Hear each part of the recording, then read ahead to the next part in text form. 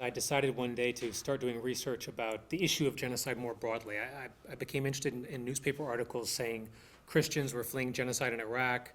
And I knew from my studies in law school that the Bosnian genocide had represented a case of UN intervention and international law coming into play on a question of genocide. I've tried in some of my work to complete what Raphael Lemkin was trying to do. Raphael Lemkin was influenced by the example of the Armenian genocide in a couple of different ways. One is the notion of continuity, the same thing echoing or repeating throughout history as a pattern. And the second thing was the need for prevention and the cultural damage that is done to humanity when a people is destroyed or about to be destroyed. He said that we need to criminalize what he called barbarism and vandalism, the destruction of cultures and the perpetration of massacres on grounds of persecution, because it was a worldwide danger. And what he said about the Armenian case was pretty interesting. One thing he said is that it was an example provided by history of the destruction of an entire nation.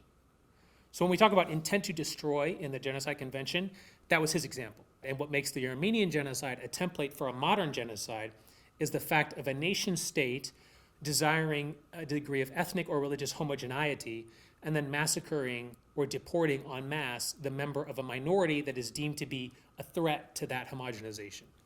There are legal implications today for how Turkish courts and Turkish, what we could call lawyers or the Attorney General of Turkey, how they characterized the Armenian massacres of 1914 to 1918. Number one, the Turkish government stated in the Treaty of Sevres that the terroristic regime of the Young Turks had perpetrated widespread massacres against the Christian population, and that there had to be restitution. That was agreed to by the legitimate government of the Ottoman Empire at that time. That's a legal document. Then both before and after that, there were trials that had been instituted where the Ottoman prosecutors stated that they had evidence from documents and testimony that there had been a plan hatched by Interior Minister Talat Pasha, carried out by the governors and by gendarmerie and local tribesmen to deport and then on the deportation roads massacre the Armenian and other Christian population. This was widely reported at the time. It should be incontestable. Jeffrey Robertson has said in his book and in his public speeches that there's really no doubt if you look at the documents as to what happened.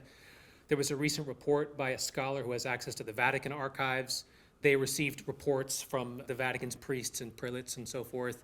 So the claim that is sometimes made that there were no trials, there was no Nuremberg for the Ottoman Empire, it's false.